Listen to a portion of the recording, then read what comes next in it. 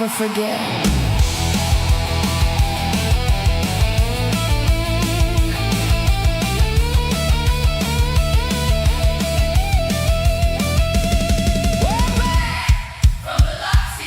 Still hearing cheers under neon lights. Brown water bash lives on somehow, and we're bringing it all back now. Practice like you play, stand proud. Play like you practice, shout it loud. From the fell to the ocean tide, Biloxi keeps calling us back inside.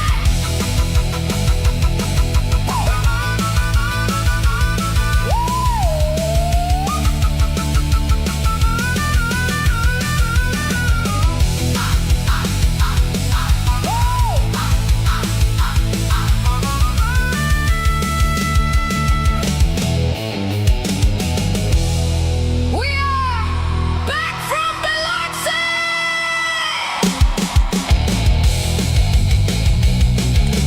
Woo!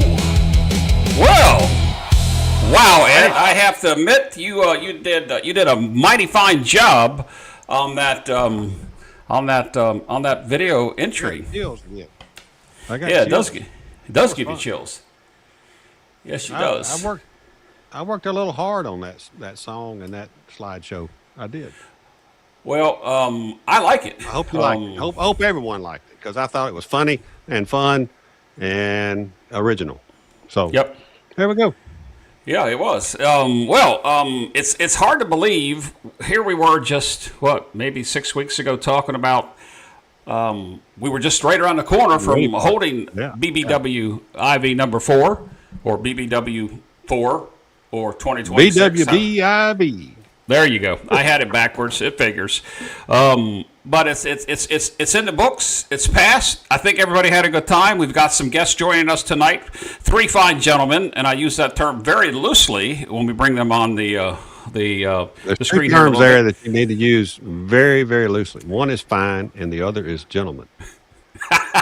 Yeah, I'm watching their facial figures as we're talking about them here, and they'll be coming on. Just so everybody knows, we've got the one and only Oz, we've got Dr. Yank, and we've got Sweet Lou with us tonight that's going to talk about the BWB number 4 event, and it was incredible. First of all, I'd like to say, Ed, and I imagine that these other 3 gentlemen will probably say the same thing. My hat, if I had one, goes off to you because you did a fine job this year for putting everything together and having everybody come together. And I know we're going to talk about the Golden Nugget, and we'll talk a little bit about the Hard Rock and a few other places, but those 2 facilities, especially the Nugget, did one heck of a job hosting really us this did. year, They really did. And we'll get into that. So, Little Birdie told me that you may have made a trip back down there this past weekend. Is that true? That is correct, sir. I just got back from Biloxi again. And the Little Birdie told me that we should have held the Brown Water Bash number 4 this past weekend instead of a few weekends ago because you went on a terror. Oh my God, dude! It was. Yeah, I wasn't impressed with my shooting at the bash, but my shooting and my betting was perfecto mundo, as you might say. This last weekend, it was incredible down there. Well, let's go ahead and bring these fine gentlemen in. Keep talking. Bring them in. No, Yep. I mean it was crazy down there. I mean, their ATSs out the yin yang and sides like crazy. Well, All there, I know. Golden Nugget. I know that you said you did really well, and although while I was down at the Brown Water Bash, I never did hit a full ATS, not all weekend, but I hit several sides of it, and I changed up my ATS betting so that, as you know, if I get one side of it a number away that's not a horn or an extreme, I lay it, and it's just like winning a $5 bet if you pick a side off instead of a $10 bet. But in any event, we'll talk about that as it goes in. With us tonight. Raise your hand and wave with us. Oz is at the top of your screen. That was Lee. There's Oz. There's Lee. That's Lee. Dr. Yank. Wait your turn, Yank. Wait your turn. And then there's Sweet Lou at the bottom. So, good evening, gentlemen. We'll take you one at a time. Oz, how are you doing tonight? Doing well. It's raining here, so that's good news. We were in a huge drought, and thank goodness we started getting some rain, so we're happy about that. But we're doing well. It's not good to be. I really enjoyed the Brownwater Bash, and it's been a little bit of a letdown since we got home. So looking forward to rehashing it here tonight with y'all. Right. Well, we hope to do that as well. Everybody that's out there in chat, we are dual streaming tonight over on my channel, midatlanticcraps, and over on Ed's channel. So no matter where you put a chat in, we'll get to those in just a little bit. We got with us in the middle there, getting his drink on there. He's drinking what I am, tea tonight, I believe. We're not drinking any brown water. That's Dr. Yank. How are you doing, Lee? I'm doing well, my friend. It's a work night, so no drinking on work nights. Oh, I thought you would drink on work night just to put up with the patients the next day. That No way I go to work drinking. sometimes. So, But no, we're doing well tonight. I heard in the green room that you just can't get enough craps. You're going to go play this weekend. Yeah, actually, I'm going to go join my buddy there, Sweet Lou, up in Atlantic City this week. Cool, Little sweet. bachelor trip. I wish I could join you. Unfortunately, I'm a co-chairman of a big fundraiser down here for a nonprofit. I am, and it's this Saturday. I've got to attend to that. So we've got Sweet Lou at the bottom there. We're glad that Debbie gave him a kitchen pass for tonight for him to come on the show. So Lou, how you doing? I'm doing well. Debbie's in the living room watching this live show. She wouldn't miss it. Well, Hey, Debbie, come on down here next time. Debbie, you got to come down to the Brownwater Bash. And for the record, Debbie, we never saw Lou the entire weekend. We have no idea where he was. The pictures will tell otherwise. He was in the pictures, though. He was in the pictures. He was. He was showed definitely. He showed up to the meet and greet to make sure that he had a recorded presence there at Biloxi. Yeah, Exactly. I think what he came to the meet and greet for was to get one of those. That's the only reason. Can you see that, guys? Yeah. Oh, nice. I don't know why he would have to show up, because I have a feeling he probably had something to do with getting them made. So Yeah, well, Yeah, you know it was an honor that to side you make just those. showed. That side you just showed, Jeff. That was the original Yeah, logo the one- that we used.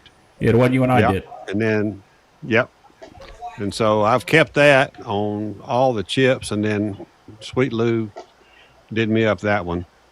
I had him Sweet. do 2 or 3. I picked that one. So he's a master of fixing those little pictures. Yes, he is. Yes, he is. He's a Have you master. filled that flask yet? I'm sorry. Do what? One more time. I said, have you filled that flask yet? No, I ain't Big got enough flask. bourbon to fill that flask. Yes, you do. That is not the case. No, there might not be enough bourbon in Kentucky to fill that thing. I mean, that right there. That's a horse's leg of bourbon right there, dude. Well, Check this out. Did you ever get a straw for it? oh yeah. Not yet. Hold on. Hold that picture right there, Ed. Hold on right there. There you go. Pick it up a little bit. A little bit more. All right. There you go. That's beautiful. Yeah. Kind of got some glare. There you go. That's pretty good. Yep. Yep. Yep. That is just wonderful. Saying hello to a few folks that are on here. Biloxi G, we'll get to the count in the show here in just a Hanging little around my bit. neck. We'll talk about that. Joe says somebody has an echo. I'm not sure which one of us do. I don't hear the echo, but maybe they do out there. If there is an echo, we apologize. So Ed, how do you want to start out tonight? I do hear a little bit of YouTube in the background, and I don't know where that's coming from. Might be one of those guys that are listening. Hey guys, off to Oz or Lee or Lou, make sure that YouTube is turned down so there's no echo, because there'll be like an 18-second delay. Maybe it's Debbie's TV. Could be Lou you're picking it up. That maybe, I don't know. Doug, could you lower your TV a bit? But and anyway, So how do you want to do this, Ed? There's no format. We just get on and shoot the breeze, and the more Ed drinks, the more I drink. I guess Oz has got alcohol, but the rest of us will stay sober, and we'll let them get funny with us tonight, and they can tell good stories. I like getting funny and telling good stories. Well, we've got a few to tell, I'm sure. We had a great crowd, as everybody knows. I saw somebody ask what the final count was. We had 98 people sign the register book that Pearl's girl was so kind to make for us. So, I got all these people. We got everybody signed it that was there, that showed up on Saturday. Some of the people that showed up on Saturday, there was a daggum line, Jeff, getting into the place because it was so many people. And so a few that I know, they kind of skipped the line and came on in because we had an open bar. And then I ran into some people Saturday night and even Sunday morning that had gotten in late and did not make it to the, there's a picture, a blurry picture of the line. A blurry picture, but nothing to do about that. I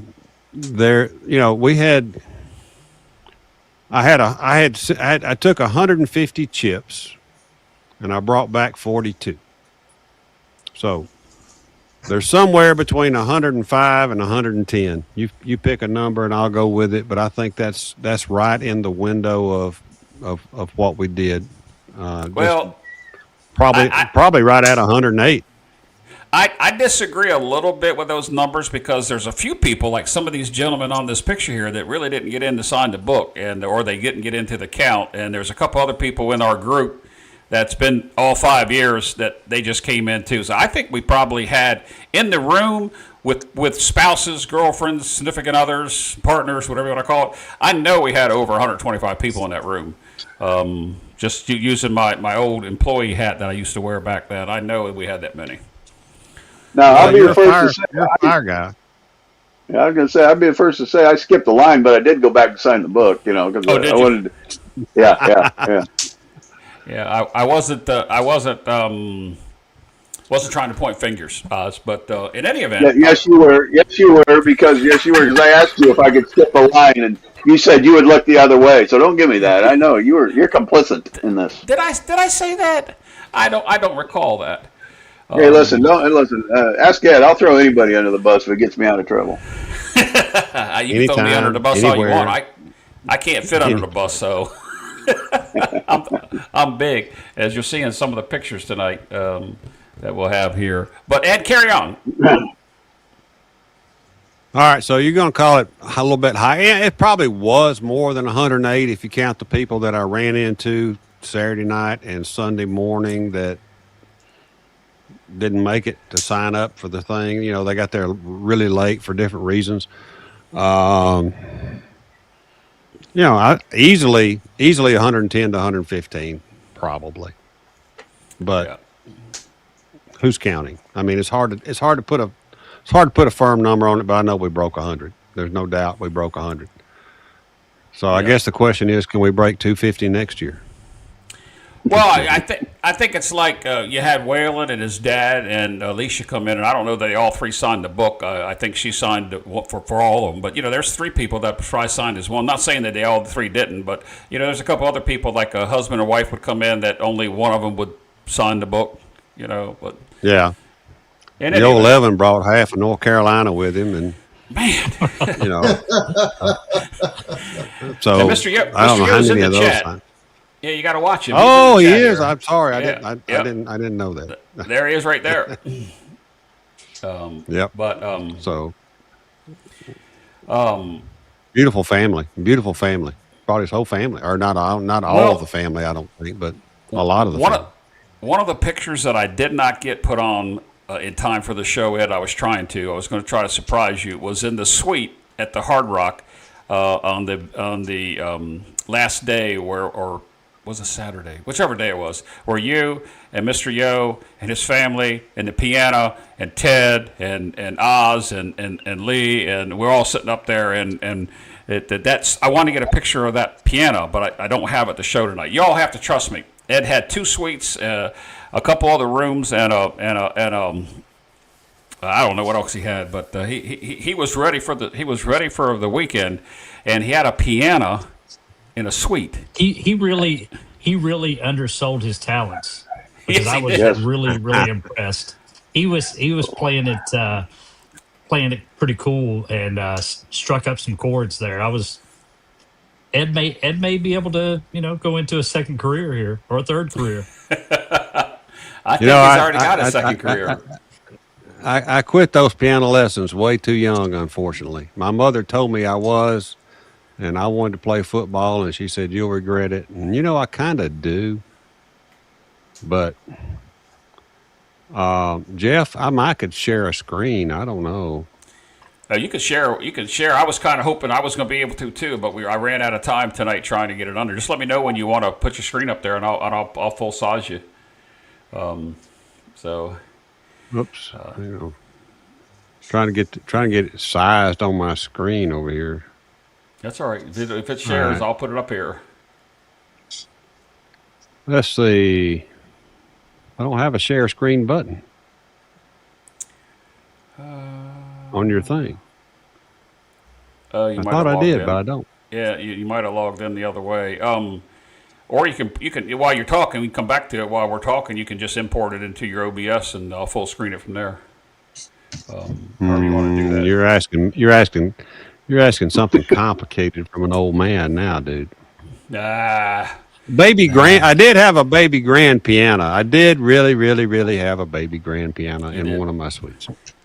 Well, I can bring it up on my phone, but I was just glad I didn't. I was just glad I didn't see Ed, laying across it in a Speedo or something. So but he did. He could play that thing like you wouldn't believe, man.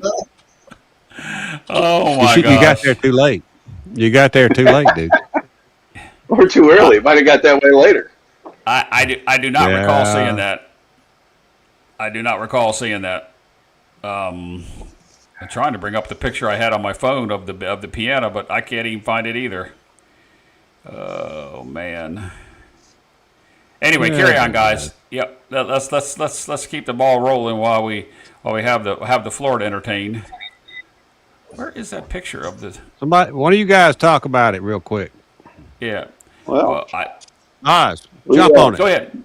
All right. Well, I got in on Thursday night, and of course, because I like to complicate things, right? I got in Thursday night, and I ended up flying into New Orleans because that's the only flights I could get. And John came over. Aloha Johnny came over to pick me up. Very kind of him to do that. I appreciate it. We got in his Jeep. We started driving. We were talking, shooting the bull, and we're driving. We're about, 45 minutes down the road, and all of a sudden the sun's in our eyes. And I think, well, damn, I put my sunglasses up, put them on, and we're driving, and then it's like, John, I think we're going west. And he said, oh, shit, it says Baton Rouge, next 4 exits. We drove all the way to Baton Rouge before we figured out we were going the wrong damn way. So we had to turn around and head back to Biloxi. So Ed was putting on a nice little dinner, and we were supposed to be there, and obviously we were late because John is directionally challenged, and I was no help to him. So that started what a very fun and entertaining weekend. We enjoyed that, but the whole trip was phenomenal. I remember calling you, saying, where the hell are you guys at? And you said, we're westbound. I said, what? So you said you went the wrong way. We had already eaten dinner waiting on you two to show up. We thought something happened. You got in an accident or worse, maybe you were in jail. We didn't know where you were. I wasn't sure whether or not John was trying to email, Jeff. Okay. I wasn't sure whether John was trying to kidnap me or what was going on there. I got a little nervous, and then he had the automatic door locks on, so then I really got nervous, but he did turn around and get us to where we had to go. You must have took lessons from Mudslide, Ed. Oh my God! If he was driving, ain't nobody drive worse than Mudslide back. Oh my God! Maybe John does now. I don't know, but Mudslide, that was the worst taxi drive I've ever had in my life. That was terrible. Did you get it, Jeff? Did you get the I picture? did. I'm trying to load it. It's giving me an error, but I'll see. Just keep talking, guys. I'm pulling them down. All right.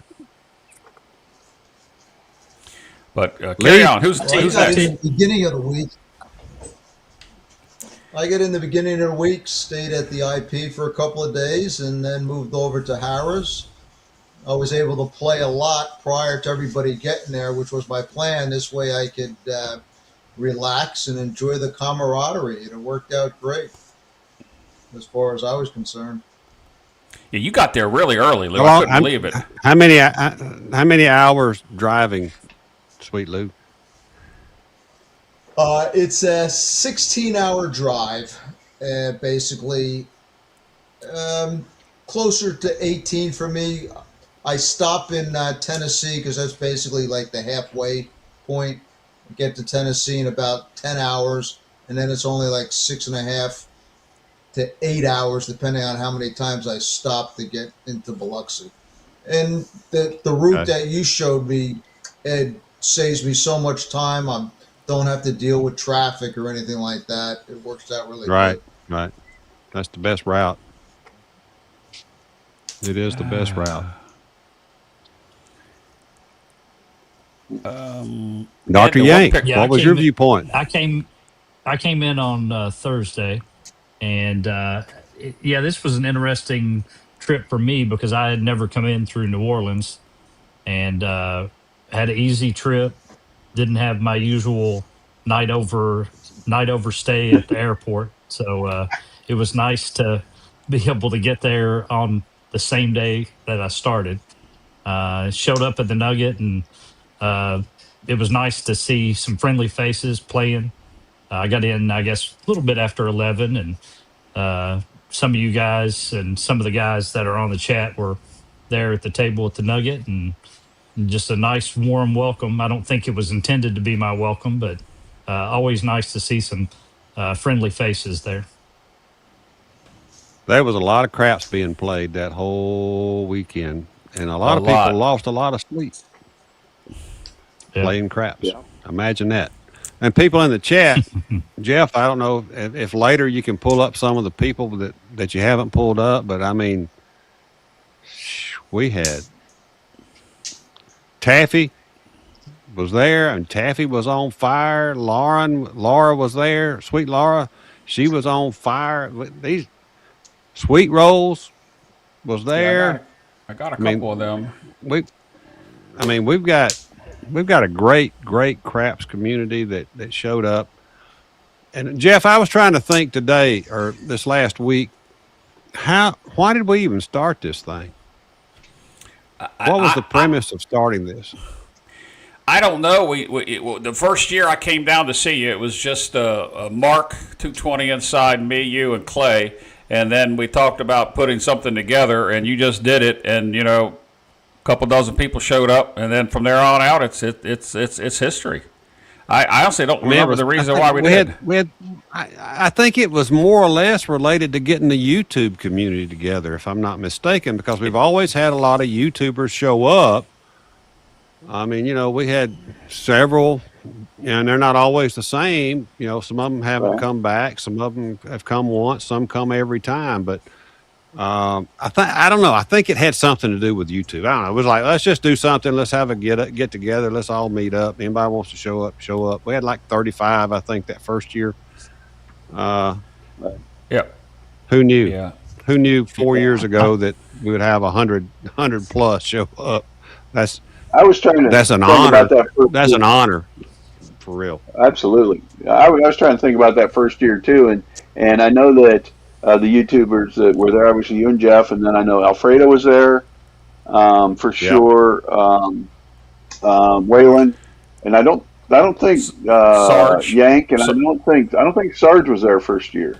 Oh, you don't think so? Yeah, he was. Not the first one. I think he was. Yeah. Was he? I know he was there. He was there when because we didn't have a private table until the second year, and obviously he was there then. Right. But I didn't remember him the first year. But anyway, yeah, it was. I think that's right. I think a lot of it's amazing how it's grown, and shoot, how much better, and not that it was ever bad, right? But it's just gotten more and more phenomenal. So Yeah. Yep. I was to showing I have some of to the think. pictures. I was showing some of the pictures to my younger brother.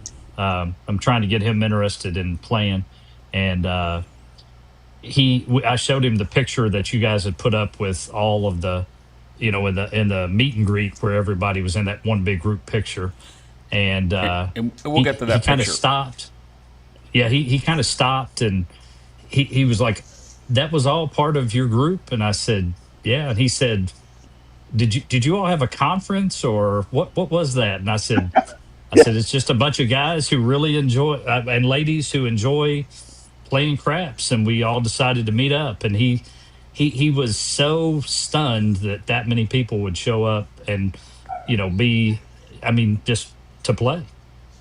right, and it was amazing. What's nice is, there's so many different casinos. You have people that just enjoy bubble craps, the stadium crap at Boomtown. You got the cheaper craps tables down at, was it Treasure Treasure Bay. Bay, I think it is. I mean, Yeah. everybody was all over the place. You found a little nook of people that played the same games that you liked, and everybody went at it. It's a great time. What's funny is literally on two different occasions, once at the Nugget and then once at the Hard Rock, you looked over when they had all the tables going, and literally everybody on every table was somebody that was in the group that you saw at the meet and greet, and that was really Everywhere. cool. Everywhere. I have a picture, Oz, of at the Nugget. I have a picture at both the Hard Rock and the Nugget that are the three tables on Saturday night when they were running. Two of the tables were full of the group people, and then the crapless table was about half and half people from the group, half people not from the group. But I'm trying to load your picture, Ed. I got it, but it's in a format that my software's not picking it up. I'm still working on it. What I also found is that everybody, waited their turn to make their bets. They got paid. No one was throwing chips all over the place. And there wasn't much center action that slowed the game down that we're all commonly see at our locals, which was really nice. There was a lot of respect throughout the. The only thing that slowed the games down was come out sevens when we were on ATS tables. My God. Oh my gosh. Oh yeah, that was brutal. Yeah. Yeah, that was brutal. Yes, it was. I know, I don't know what night it was, Oz, but you came over to me and you said, "Man, I got to get off this table. This ATS reset is just killing me. I'm ready to go elsewhere." And that's about the time I snapped those pictures I'm talking about. Yeah, it's just, goodness gracious, it was, it took them so long to reset it a lot of times, and that was the only frustrating part. It wasn't really frustrating. It was just like, man, come on, get the dice moving to somebody, or anyway. It was a lot of resets. Me standing in front of a microwave and yelling, "Hurry!" It's I need some more patience there, I guess. Yep. So, Ed, let's take everybody's. We talked a little bit about the in general. Let's take everybody's perspective of maybe some highlights of each one of them, and we'll start out with the guest and come back to you and me at the end, and then we'll make some comments. And I'm going to tell anybody I got a couple questions like you saw me put up here, Ed, just a minute ago that. I know you're going to talk about this because you have a comment to make about what the Golden Nuggets response was. We'll get to that towards the end of the show. If you have a question, please put a capital Q in the beginning of it. It'll change my software color so that I can come back and hopefully get to the questions. So, who wants to start us out on the guest side of not just getting there and getting home and playing, but maybe some story of something that you enjoyed, maybe even somebody you met for the first time or hope you didn't meet for the first time or whatever. So who wants to get started out? Anybody got a story? Yeah, I'll go first. Go ahead, Lee. Go ahead. So we're after the meet and greet, we're getting ready to play, and they're, of course, the Nuggets getting their crew together, and somebody that I really didn't know. Ironic you should pull up his quote there while I'm talking. But Chris at Sideshow Gamble. So we had a chance to meet, and I had been looking forward to meeting him. Just, as these gatherings do, you get a chance to meet people who you're just more interested in learning about and finding out what they, finding out more about them. And so anyway, we were kind of getting to know each other, and he asked me where I was from, and I said Central Virginia. He said, where exactly? And I said about 30 miles northeast of Charlottesville, right in the middle of the state. And he said, Culpeper? And I said, and of course this is a small town. I mean, we might be 10,000 people, and not a lot of people know where this town is. I don't know that I've ever met anybody that knew where this town was. And he said, oh, I'm from there. And I said, you're kidding me. He said, no, not at all. And so at that moment in time, we're just both really stunned. I mean, we're both shocked because did not expect that at all. And so we've had a chance to chit chat a couple of times. And I know he has some family here that he comes to see. And I think we're going to try to get together and spend some time if he ever gets into the area.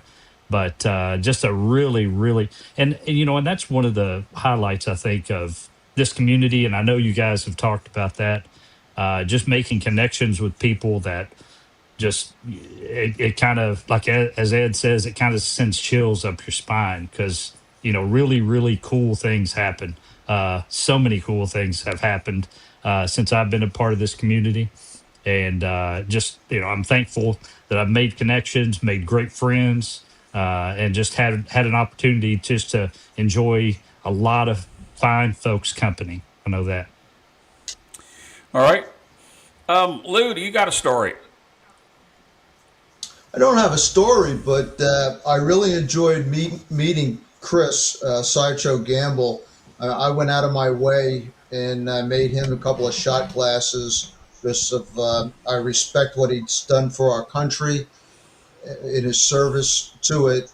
And I added his logo along with on the back of it Midmo Yo's decal that we made up honoring him. I also enjoyed meeting Sweet Rolls.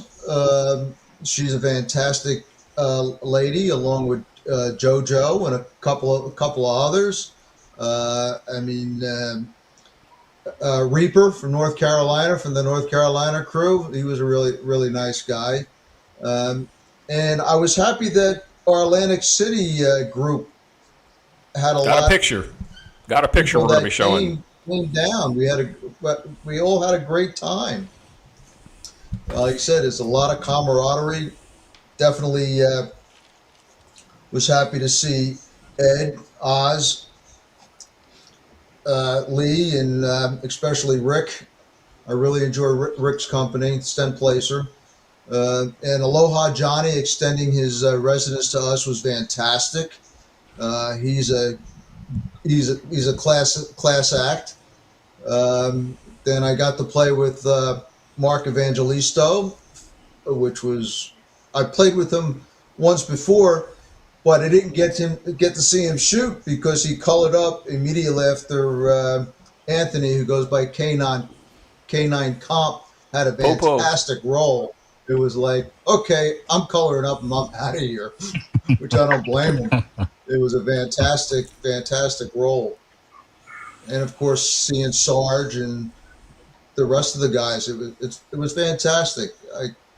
To me, it's all about meeting new people, the camaraderie, and getting to see the friends that you made. It's like a high school reunion all over again, just on a different level for us.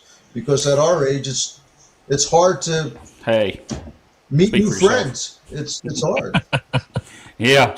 All right, let's move up to Oz. I know that I want to make a comment about you cooking over at Aloha Johnny's place, but I didn't get I only got a chance to play with you twice during the 3 days that we were there, and or 2 days that you were there. But one of them, I was fortunate enough to be on the private table with you, where you had a really decent roll and brought me out of a hole right before you had to leave. And I know you have to have some stories that I've not heard yet. Maybe something else you want to tell beside getting lost going the wrong way.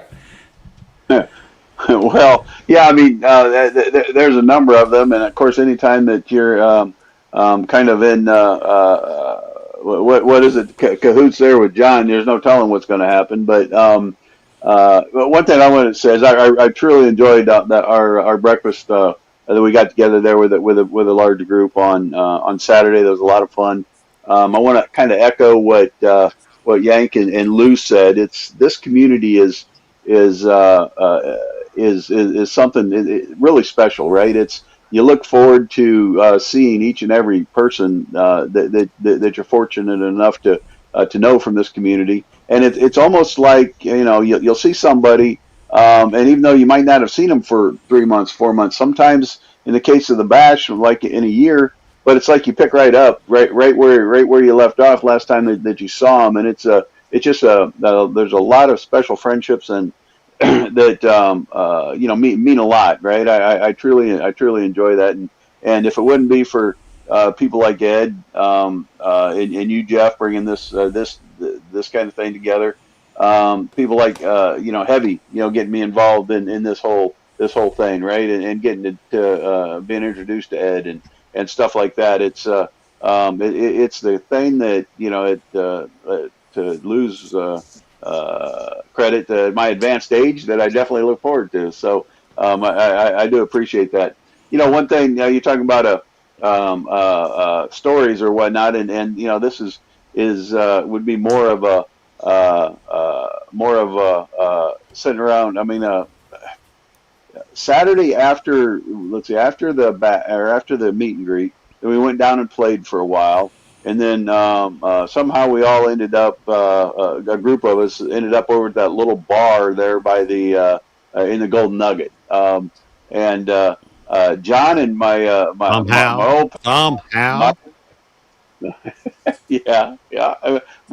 old pal bootlegger Bud had been over there drinking all the bullet in the whole place, and went up there to try to order some more, and they said, "Oh, we're out." And I know Bud said, "Well, BS. There's 4 bottles behind you," and they told him that's not for you. You can't have that. But so sitting around there, and then it ended up with I know I was there. So Alex and Judge were there. I mean, it got pretty intoxicated out, and turned out to just be one of those nights where you end up the next morning you wake up and you got a little sore ribs from laughing so hard at all the hijinks that was going on. So that's what I remember that as being a lot of fun. There were so many good rolls, and that's to be expected because there's an awful lot of great shooters that showed up this weekend, right? The thing about it is you knew that, and I've talked about this before on other tables. You knew that if you hung in there long enough, somebody's going to bring you back usually, right? Because it doesn't matter if you had a tough roll or guy just before you or just after you or whatever, or lady had a tough roll. Somebody around that table was going to catch one, and it seemed like that worked out like that all weekend. So led right into my story. That's a good lead in for my story.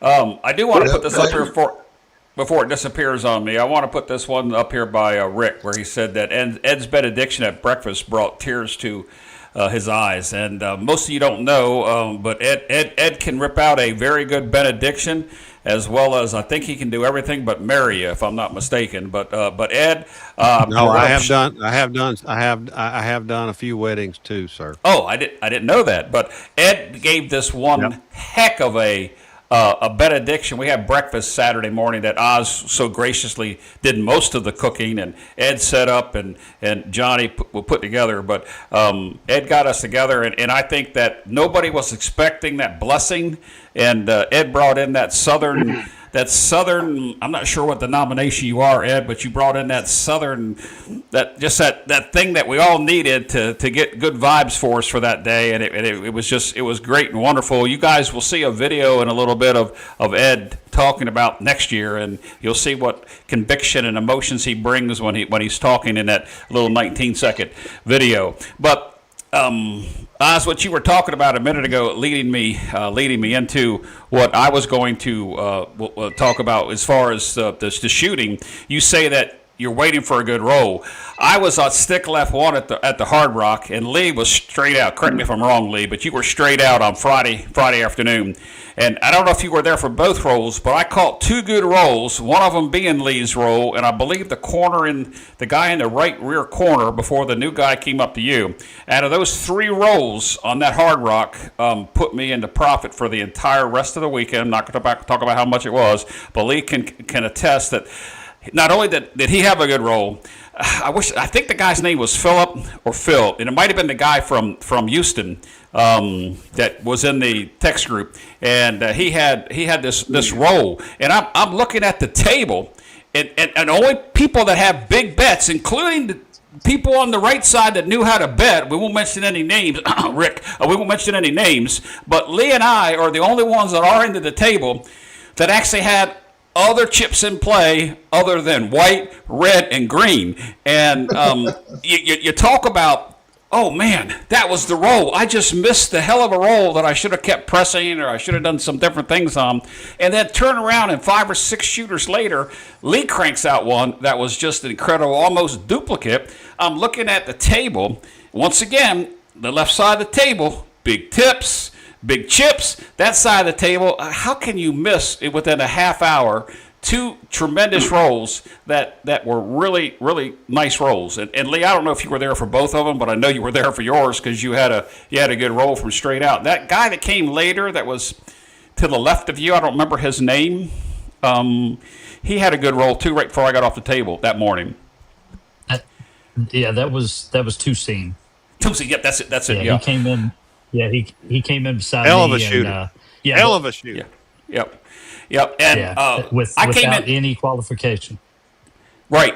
I came in Thursday night and played at the Nugget, and I rolled out, 27, 28 roller. And, I immediately, I will tell this much. I wasn't betting as much as I should have, but I colored up $1,100 up on that table. I'm not going to talk about the rest of the tables. But, it just seemed like that Thursday night set up. I had a couple losing sessions, but they weren't tremendous losing sessions. But the Friday afternoon at the Hard Rock was just so incredible. And what a lot of people don't realize is with the Hard Rock tables, Ed told me the first time we come down, no bonuses on the Hard Rock. You get what you get, you play what you play, and you got to earn your money. And you're right on the Hard Rock table. And it just seemed like the Hard Rock was just great every time I played there. The Nugget was good. I had one losing session at the Hard Rock, and then at the private table, I'll let everybody know that's been my saving grace the last 3 years. But the private table, I actually made $2 over profit, or $2 profit, and then Ed and I are sitting at the half shell oyster house. Lou comes in and holds out these chips. Now this is Lou. This is 2%. No, Lou. that We call was, him 20%. that was Mark. That was Mark. Mark came in. That was Mark. Oh, I thought it was Lou that came. Anyway, Lou showed me these chips, and he's up like 12. Inside. He's up like $1,200 or $1,300 on the. Oh, wait a minute, Debbie. He's up $10,000 on the private table, just in case. I'm just kidding. But I said, Lou, how did you make any money? I didn't make any money on that table. He said, you didn't stay long enough. So there you go. You always miss them. So well, but I know when we let. I know a lot the to private table. Hold on. Go ahead, Lee. I was going to say I have to vouch for Sweet Lou at the private table. He was squirrel. We hear somebody talk about being a chipmunk and squirreling chips away. Sweet Lou was squirreling away some chips at that private table, and I looked over and he said, nope, I've been playing you guys just the right way. He said, I've been watching this table. So he made his money there. Oh, I just see who this guy is now. I didn't realize that was you. Now it makes sense. But yeah, he did. I just couldn't believe that. I left the table too early. But at least I did catch, going back to what Oz said, and when Lee was there, I did catch several fantastic rolls, and I couldn't believe the tables weren't betting. I was talking to Tracy Sweetrolls a couple of times, and they were out elsewhere and so forth. And I kept telling her, "Well, you should have played where we played. You should have played here." And sometimes you either miss the roll, or the table is coloring up and moving because the best roll was over with, and most people color the chips up and want to move on after a tremendous roll. But I was fortunate enough to catch several good rolls, two of my own. But man, Lee, I don't know how many rolls that was, but the betting was astronomical. We had $420 or $450 in dealer tips on the 6, and I believe it was your roll, Lee, because you went to 900, or was that on Phil's roll, or was that on PG's roll? I think I had went to. I know on my roll I had a $900 9. Yeah, that's when we had 450. Five was at 300. Yeah. The guy Phil. Go ahead. Sorry. No, I was going to say Phil at the other end of the table. I know I had my 6 and 8 both up to 420. I think my 5 may have been at 200. So, poor Stent Placer was down there trying to get people to put bets on the table, and nobody was betting. No. And he would look at me, and he would just kind of shrug his shoulders, but he just kept collecting chips with Phil. So. Well, you went to 900 on the 6, and I had just collected twice at 420, dropped to 10 for the 500. And I just couldn't bring myself to go to 6. The next thing I know, I hear Lee go, "Take my 6 to 900. I'm like, 900? Where'd you get? Did you bypass 600 and you already had 6 on the 6? So that was just astronomical. Just I mean, it was just, yep. And I know you had some good things. I like it. I like it when people know how to bet. You don't care who does the roll. You just got to be able to bet the roll that's being thrown right in front of you, dude. I mean, that's the most critical piece. If you're there to make money, you got to know how to bet. Doesn't hurt to know how to shoot, but not everybody's going to have a great roll. I can PSO as quick as anybody, and I think I did a few times, but I did twice all weekend. Had some short rolls. Bet it. Well, okay, Mr. Jeff, what is your signature number? 5 and 9s, buddy. 5 and 9s. Yeah, and primarily I told you the 9, right? And did you not blister the 9s at the Golden Nugget? I did 2 twice nights in a row. 2 nights in a row. Had 10 9s 2 nights in a row on the Golden Nugget table. The table everybody said they hated. I had 2 different hands separate of 10 9s in one hand. You killed that table. Yeah. You killed that table. That was your table. Yeah. Everybody hated it. I loved it. Players' signatures numbers is fantastic. But it wasn't just there. Okay, so it wasn't just there. People had rolls all over town. There were great rolls, phenomenal rolls that I never even saw, but I got the reports on from Harris. Yeah. Oh yeah. Somebody. Sunday night. I'm not sure if it was Sweet. I'm not sure if it was Sweet Laura.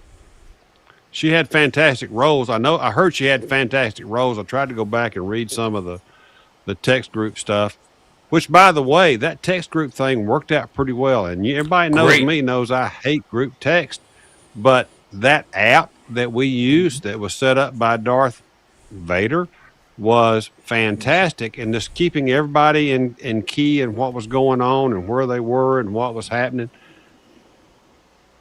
Somebody Sunday afternoon or Monday, I'm not sure, had 19 5s in one hand. Wow, I did not hear that story. Mm-hmm. Mm-hmm. Yeah. I did not hear that story. 19 5s. I can run my normal progression on 5s and 9s, and I would have made $35,000 on that 9 had I been on that table. Wow. Not counting the other numbers. 35,000 on one number would have been a walk in the park for me on Yep. my I mean, progressions on how often? fives and nines. I mean, how often do you see 16 fives? I mean, That's it. that is Dude, just we had it. unbelievable. We had it 16. last year. A guy had it last year while I'm sleeping in my damn room. Justice Jen had it all written down. She come out and said, "Look what you would have made if you'd have been awake instead of asleep." I mean, those rolls happen during this weekend, and you just, you got to be there. You got to be on the table. You got to be lucky. My point. Yep. My ass Yep. is always Yep. exhausted just from doing all the crap I'm doing. And I wasn't impressed with my shooting at all. I think I was consistent, but I didn't have any super long rolls. I was basically in the teens all weekend, plus or minus. But those long rolls happen out there while we're playing at the Brownwater Bash somewhere. And by God, and we got a lot of people that track the rolls. So, I mean, I know of a 62 roller on Sunday afternoon. I've already had, the person that tracked the rolls sent me the shots. So What helped me out was Bud in the beginning of the week. He was What? Bud was hitting 6s, 8s, and 10s, and I rarely play the 10. Oh. I actually had my 10 at 200 and hit twice because he was hitting the 6, 8, and 10s. Smoke, man, dude, Yeah, you're betting And six. Bud- How much? Bud on his come out had his world bet up to 100 on 2 occasions, and I was just amazed just watching him do that. And he helped me out to get to where I was in profit. He was just a 6, 8, and nailing the 10s. Thank you, Bud. But Ed, it's like you said, Ed. There was people playing all over the place. I unfortunately I only got to play at the Hard Rock and the Nugget. I didn't get to go to Harrah's. I wanted to get a little. Those are the time only in on two the places. 5-time. Those are the only two. Those are the only two places I played at the whole weekend. But I heard about people. Yeah, man. I heard people at the Palace and the IP, the place in Gulfport, Treasure Bay. I even heard somebody over there at the stadium craps at Boomtown had a good roll. I mean, it was, and I think Ed, you and I talked about this the same time. We talked about where they said somebody said, "Where did all these craps players come from?" That's not normally like this. Yeah. I think that was. I think we heard that at the Hard Rock, or somebody mentioned that at the Hard Rock. They were like, all of a sudden, they were like, "Where did all these craps players come from?" Because they're used to the weekend college students and drunks and all that stuff that show up, and all of a sudden they got a table full of people that know how to play craps. And you know what? The dealers really like it when you've got a group of people that play craps on the table. They love it because they get bored. They're not sitting there with a guy or gal that's got a $15 pass line and a 555 on the ATS and not making another bet. Because all they're trying to do is, get lightning in a bottle and hit the ATS.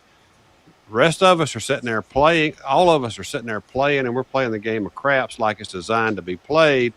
And the dealers really enjoy that, having that type of player on the tables. Yeah, I mean, I always say, especially when I'm playing up here with a local group, which we'll get to these pictures in a few minutes, Ed, is that I always miss that. You keep role. saying that. But this past weekend, I can honestly say I did not. I may have missed a couple rolls, but I was on the table when there were rolls, and I was fortunate enough to have a couple of decent hands. I had 2 of my own, and then I actually was able to redeem myself on the private table. I rolled 3 times, and I even told you afterwards that I was going to tell you I didn't want to shoot anymore. And on my 4th roll, I don't know what I had, but I redeemed myself, and I felt better about that. But I just couldn't profit on that table. Lou had me beat all over. I don't understand it. Well, it's like for me, I treaded. Lou knows how to bet. There's that 62 roll while we were waiting to get on the private table, Ed. X-Man, who's in Yeah. a couple of the pictures that we're going to show. X-Man came in, X-Man came in from Seattle. Oh, is that right? Dude, we had people, Seattle. X-Man came in from Seattle. We had Sacramento, California. We had Justice Jen from, I think she lives in San Francisco. I'm not sure. We had a big contingent from New Jersey. So we had people from all over the country coming into this little Gulf, Mississippi town called Biloxi playing craps. And we wore their tables out. Mm-hmm. And the other thing we got to watch our time here, Ed, but the other thing we want to talk about is the hospitality of the individuals, and we'll do that here in a few minutes. But this message I just put up there about X-Man and his 62 roll, I had Waylon's dad joke him over to me and said that you just missed this roll, and he was holding 3 $5,000 chips, and he had some other chips in his hand. But he said, I just made this out of, I don't know, a couple $100 buy-in or something or other. But that table that was having that 62 roll, which was part of our group, just not at the private table, they were having a ball over there. They were making noise like you knew where the craps table was. Oh yeah, there was no doubt what was going on. Yeah, I thought it was that Brian, the local guy that had that 62 roller. Oh, I don't know who had it. I just heard Ed mention. I thought that was that's what I was putting up there. I have no idea. I just know they were. Somebody said they had a 62 roll. I think Brian from down in Biloxi. He's a local guy that I know and friends with a few other of my friends.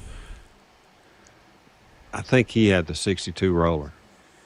Yeah, I think so. Because I remember remarking that I was on a table with. And his volume, Oz's volume is extremely low in my ear for some reason there, Jeff. Oh, is it? Well, he got up, so I don't know if he changed it at all. No, I didn't say that. I'm sorry. He didn't say anything. He was loud. 1, 2, 3, 4 testing. Remember? Oh yeah, it's cutting in and out. It's not me. It's go ahead. I'll say something. 1, 2, 3, 4 testing. Yeah, we can hear you now. Yep. If you said something, I didn't hear you. Did you say something that I didn't hear? No, I was just going to say that I thought it was that Brian also, and I mean he had that, like, I think it was a 61, 62 roller, and shoot, I was on a table with him like whatever a month and a half ago, and he had a 50 roller. So I've learned that if I'm on a table with him, I'm betting him. Nice. I don't know who it was. I just heard the noise. It was Brian. I mean, I know it was Brian because I know several people that were on the table. Some of our students and so forth and attendees from the Brownwater Bash were on the table. Some of them bet it well. A couple of them said it was a great roll. I made money, but I didn't bet it right. So, whatever, you made money. I mean, right? But, and I looked and I got sent. Well, one of our attendees sent me he was one of the guys who tracks rolls a lot, and he sent me the log roll. So he had like 3 or 4 rolls, and there was a point, and then he had 3 come out 7s in a row. So, and then from there it was lights out until that last 7 came in. So, come out 7s extend rolls beautifully. And there wasn't a lot of there was a few junk thrown in there, as you would expect, but there wasn't that many. I mean, it was a very, very bettable hand. I mean, it was an extremely bettable hand. It wasn't a consistent number. It was a number, junk, number, junk. So there was a lot of numbers in there, and it was a good roll. 62 rolls sounds fantastic, but at the same time, it's got to be numbers that you're either going to bet, or you're going to bet the horn, or you're going to bet box numbers. So, if you get lucky and bet the horn and it hits, fantastic. If not, you just threw away whatever you threw away. So, but it was a fantastic roll, and that was going on when we were trying to set up the private table over there at Biloxi, which we'll get into that a little bit later, I guess, maybe. But Yeah, we can.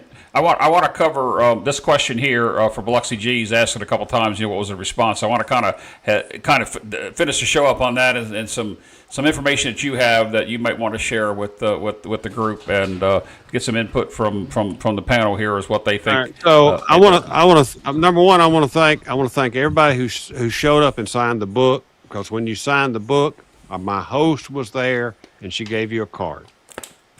66 of you actually played at the Golden Nugget. They were very, that's a good number. 66 out of basically 100 showed up and played their card. 33 of you played substantially throughout the weekend, and they didn't realize until after the fact that people were showing up like Lou, Wednesday, Thursday, whatever. So, they had to go back and do some backwards math to get everybody kind of brought forward through the event. So 33 played substantially. That's their words, not mine. And they said, we will be happy to host you again based on the play that we got this Very weekend. good. And Very that's good. why we had to have the process, because they took a chance on us or on everybody in the community, and the community showed up, and I realized they've only got 3 tables. So unless you played slots or other table games, what have you, there's a limited number that can play. But 66 of you played sometime during that period of time, and we thank you. 33 of you played substantially. Again, their words, whatever that means. When I was there this weekend, the senior executive host over all the other hosts came and found me at a table while I was there, and he wanted to introduce himself, and he appreciated, he wanted to find me, and he said, look, I love what y'all did a couple of weeks ago.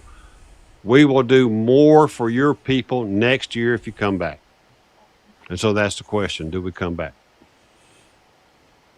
Well, I think that says a lot.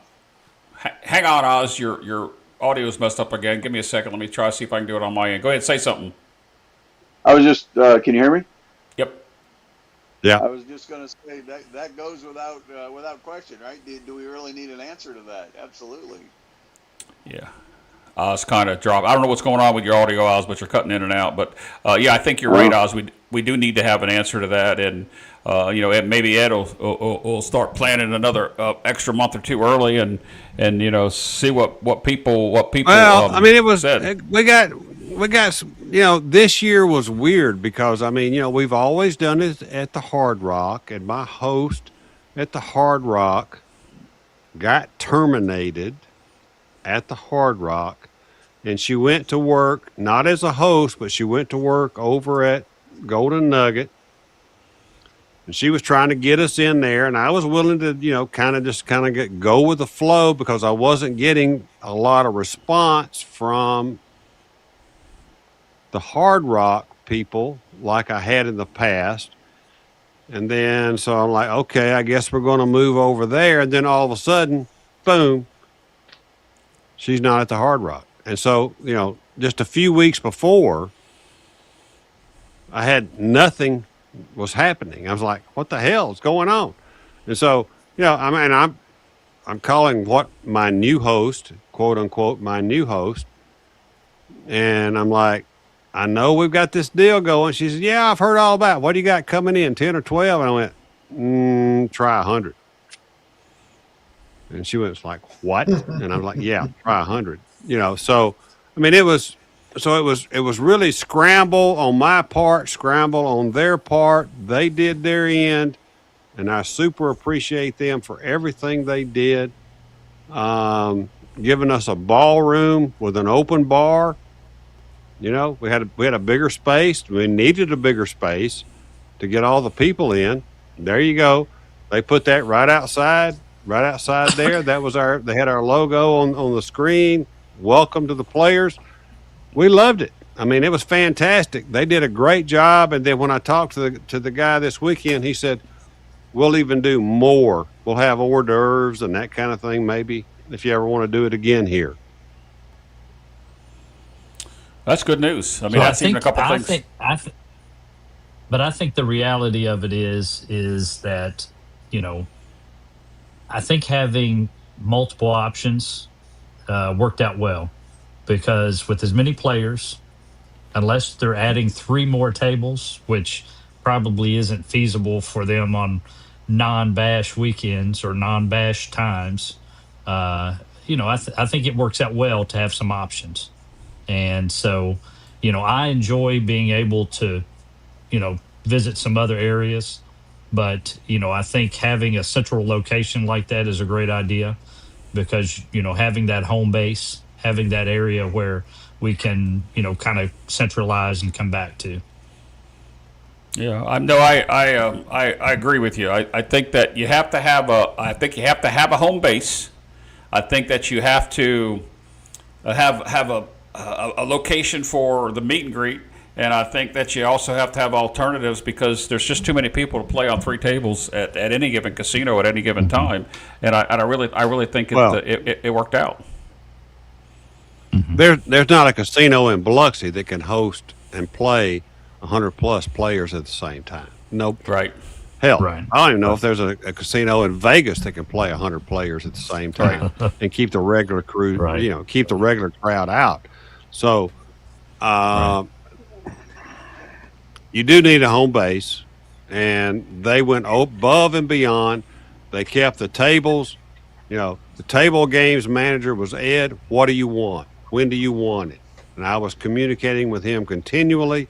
Okay. And then he was like, what do you want the limits to be? And I said, some of our guys would love $10 tables. You may not need that. I said, but we got to have at least 1 or 2 $15 tables. And they did that. Right. So, I mean, how can you complain? I mean, they're communicating with me. I'm communicating with them. They're giving me pretty much what I'm asking for, and we're filling up the tables. You know, the only $25 table was the crapless table. I mean, they came right on in. I mean, what can you ask for? I mean, I can't blame him for having one $25 table. So, and that was the crapless table. And a lot of times, and I got to tell you, Rhonda, she shot the ATS. She's at stick left 1. I'm at stick right 1. I'm up on the ATS on that crapless table, and that girl nailed that sucker, dude. I made a lot of money on her roll right there on the crapless table, and nobody else on it but me and her and maybe a couple of locals. I mean, she freaking killed that table. Mm-hmm. Yep. No, I mean it was good. Let's go through these pictures and come back to some of these stories, Ed. And all right, yeah, let's do it. Let's do some of these. Let me get them all queued up here. Let's back up there. No specific order. Some of them aren't the best quality. We're going to start out with this one right here, which is as many of the attendees that we could get in a frame at one point. Now that doesn't look like a lot, but there's about 8 people deep in that picture. And you see that little red light coming down? That's the light shining off my bald head. Mine and Lee's bald head that's actually reflecting off that wall back there, because I'm way in the back. I'm way back there in the back. But I think when I counted that, there are 65 people in that shot, and that's not everybody that was in that room. That's a good picture.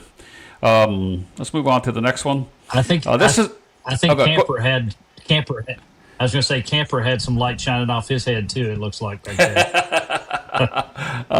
Let's see. This picture of the AC group, if I'm not mistaken, it is. That's Ed got in the picture. He's been in Atlantic City, but he was the host, so we brought him into that picture. This picture here, Lee, you guys can talk about that, you and Ed. Yeah, that's of course that's Reaper standing next to me, Buddha Bob next to him, and then my buddy Camper from Kansas City there. Yep. So we're there at Hard Rock. Yeah. Yeah, that is the Hard Rock. Yep. This next picture, somebody I'm assuming it was probably Lou, got a picture of Ed setting the dice, getting ready to throw. I'm not exactly sure where that is. Lou, do you know? Did you get that picture, or did I take that? Yeah, that's at the private table. Private table at Hard Rock. Yep. All right, and here's another picture. I'm not sure whose butt that is, but that's a step placer. That's Rick. Looks like Jen's beside him at the private table. That's Mark. That's 220 inside. I wasn't going to make any comments about his butt, guys. I'm telling you right now. There's Lou. There's Yo 11 and Sweet Lou. Yep. Oh, Mr. Yo. There's Rick and Lou, step placer and Lou, and is that at? That's a Is Johnny's. that at? Yeah, That's it's a Johnny's. Yeah. Yep. That's Johnny's. Now this is a motley crew here. I can tell you that. It's right here, and I'm not sure where that picture took at. Somebody was doing a selfie on that one, but Lou I Oz was in the and Rick. ballroom. No, was it? And That was at the meet and greet right there. And notice I'm drinking a water, so this is a rare photo. If somebody wants to do a, save it for, it'll be worth something someday. All right, let's see. That's the guy that had that second row lead next talking Ed. Two seam. That's two seam. That's two seam. And in the background there, you can see JoJo. And that's Steve Riles. Steve Another Riles. guy, Stevie. Yep. All right. And I don't know why I've got my mouth wide open like that, but Listen, I bet you're talking junk to somebody. Let's just be honest. Yeah. That's probably a story being had there, guys. I'm telling That's you. exactly what that is. Yeah. That's exactly what it is. There's Sarge, Oz, and Ed, and looks like look. There's Mike in the background. Old school. Yep. Old school. Yep. Old school in the house. Yep. There's Mr. X, and is that the back head of Lee? Where are we at? Wait, that's the Golden Nugget, right? Mm-hmm. Yeah, it is. Yeah. Golden Nugget, yeah. yeah. Yep. And that's Oz has got his head down. Somebody must have just 7'd out. So. We were waiting on the table. We were waiting on the table to open. And there's Rick in the background between the two of them with his Casino Tears T-shirt on. Yep. Step placer. That's a picture, Ed, you used on one of your photos, and it might have been in the video, the first video, that picture there. I don't know, maybe it was the second video. Yep. Beautiful shot. It's either a sunrise or a sunset. That's a sunrise. That was from the east. I can tell you that. That's where my room faced. Okay. Yep. Yeah. Now I don't know. Outside of Oz, I don't know who else we're looking at in the background beside that one guy off to the left with a compression sock on and a white leg. That's me. Mr. X is there. I don't know who I'm talking to. Looks like I'm talking to Greg and probably his wife. But I don't know who's in the middle. Yeah, probably. Yep. Let me say, those two, Greg and his wife, two of the nicest, kindest people I think I've ever met in my life. Yeah, I don't know if Greg is. You better believe it. Better believe it. They've been to every one of these. Every Single one, and just phenomenal folk. They have, and I probably owe Greg and his wife an apology because I was trying to move things along on Ed's time frame and get things done, and they were trying to talk to me, and I kept tapping him on the shoulder. I said, I gotta go do something, but I'll come back. Just give me a second. And I never got back there, so I do apologize. Apologize to them. So let's move on. I got a couple more pictures here. We got about 4 more to go, maybe. We already seen that. That's the digital display on the meet and greet room, which was nice. And this is the YouTubers, and I can't zoom in on it, but going left to right is Alicia Whalen. I'm standing behind Whalen next to Leon, Great Craps, and then Leon's next to Ed. Then there's Sideshow Gamble Chris, Mr. Yo. I think that's Ted in the background, and then Sarge off on the right side of the screen. So 1, 2, 3, 4, 5, 6, 7, 8, 9 YouTubers. Last night of the year, I think we had 11. But that was a picture. Now these next ones are a little blurry, I think. But this is just some of the little cocktail areas we had set up. Ed standing there with these young ladies, and I wish I could have girl in the middle. Yep, Pearl's girl in the middle, her sister on the left, and Rhonda on the right. Yes. And this picture, I wish I could bring mine up because this one doesn't do a justification. But this is the line to get into the meet and greet, and it didn't cost you anything to get in. They just wanted to know who was there. That line stretched back, as you can see, quite a bit. And I don't know, Ed, where you got this picture from, but I was trying to load mine because it actually showed the people sitting, waiting to get in because they didn't want to stand in that case. And I thought that was. That was a really good picture. I know I spoke earlier when Ed gave his blessing at the breakfast on Saturday. But guys, Saturday afternoon at the meet and greet, as we were wrapping things up, because little did we know, but Ed had set up yet another reserve table at 4:00 at the meet and greet, and the meet and greet went till 5. So we're trying to get out of there. Somebody captured this little bit of video of Ed talking about next year, and what I want to say is, guys, you were there, and people in the chat may have been here. Ed's emotions that he brought through, and the whole spiel that he gave that at this point started out with the fact that he was actually speechless. And I've been around Ed in a lot of times, not some memorable times, it's not so memorable times, but I know Ed is from his heart. He speaks what he thinks, and he believes in what he says. He believes in a higher power above us, and when he gets to talking here, the craps sort of go by the side while he's telling you what he wants you to hear and know, and then it comes out. In this video I'm going to show here, it's short. It's only like maybe 20 seconds long. Bear with me. It's not very good, but let's just go ahead and take a look at this, and you'll see the conviction you'll see on Ed, and then he'll end it up with next year.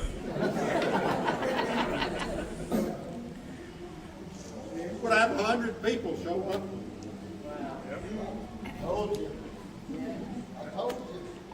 Speechless.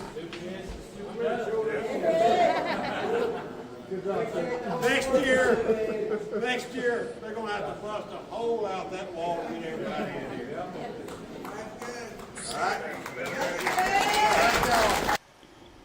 All right, unfortunately, Ed cut the video off. I'm not exactly sure who sent it to him, but that was it. And you can see that in the beginning of that video, he's emotional, and then at the end, he's talking about next year and busting loose.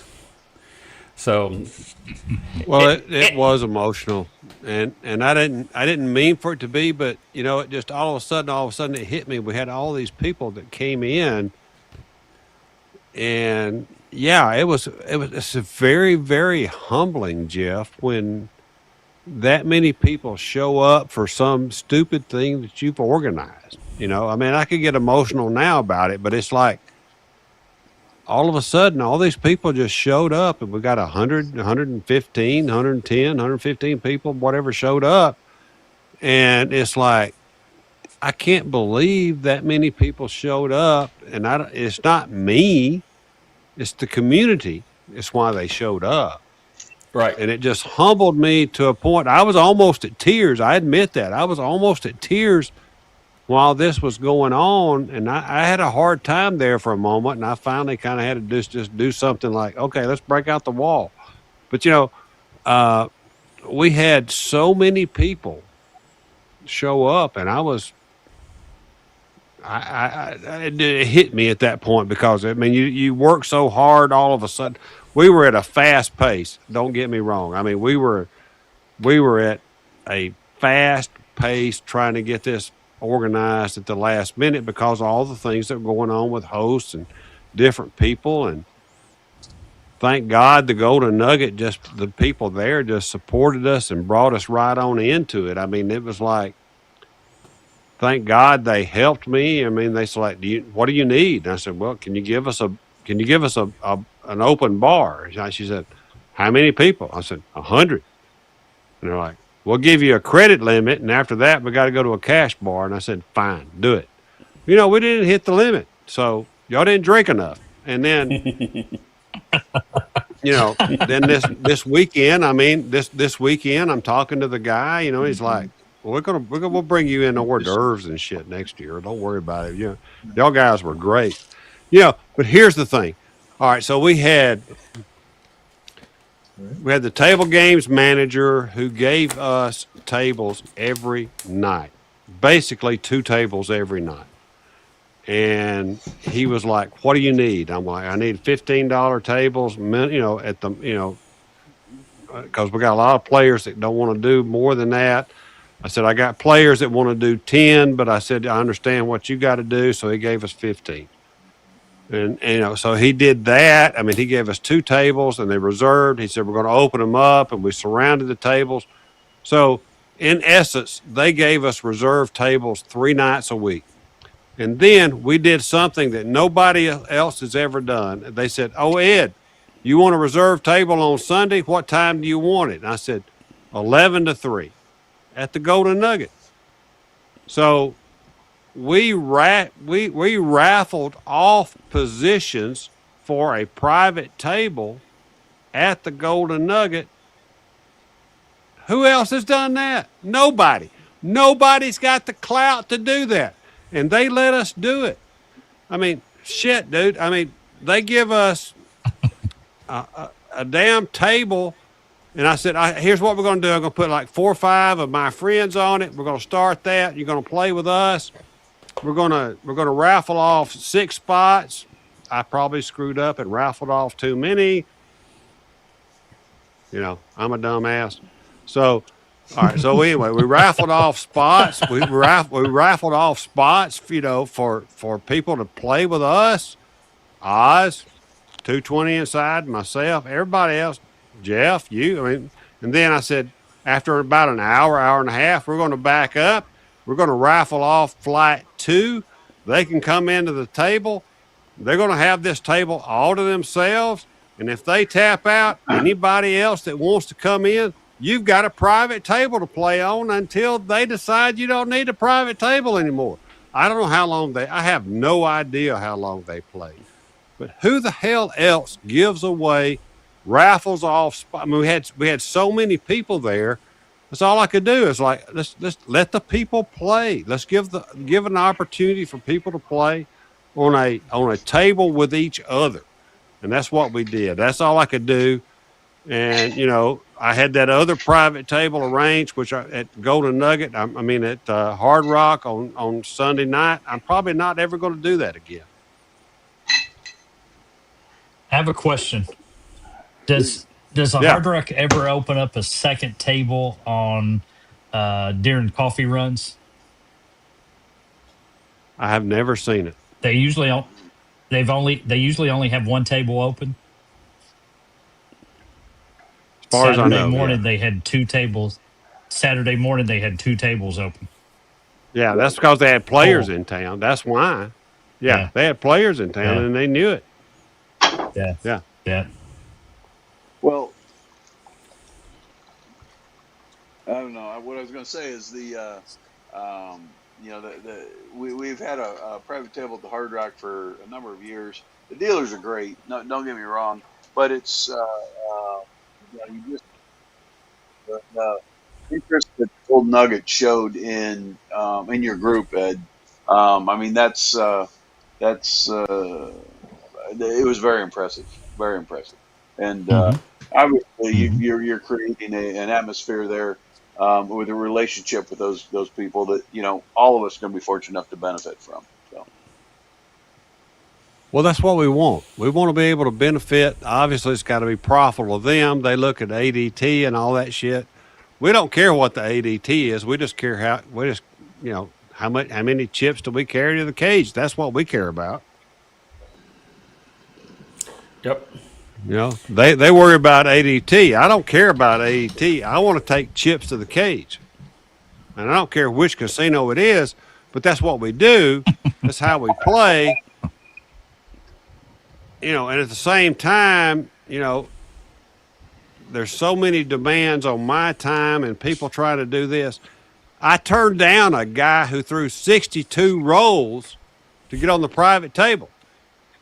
Why did I do that? It's not fair to everybody else I've turned down to let him on there. Right? That's my time. That was my time. And nobody respects that, and I'm probably not going to do it again. Well, overall, the stories that we've heard so far tonight are incredible, and I'm sure that I'm going through and looking at some of the chats, and I know some people are talking back and forth there. Going to call for questions one last time as we get ready to wrap this up over the next 20, 30 minutes so far. If you have a question, please put it with a capital Q so I can queue it up. I think we answered the question about what the Golden Nugget thought. Ed, I know there's been comments. You probably haven't seen it on both channels. What is the date for 2027? February 30th. I saw that. Was that Anthony that put that in here? I just saw that February 30th. Anthony asked me 2 weeks ago, when are you doing it again? I said, Anthony, make your reservations right now, February 30th. I mean, I don't know if He's you're, got that memorized. That's February 30th and 31st. That's when we're doing it next year.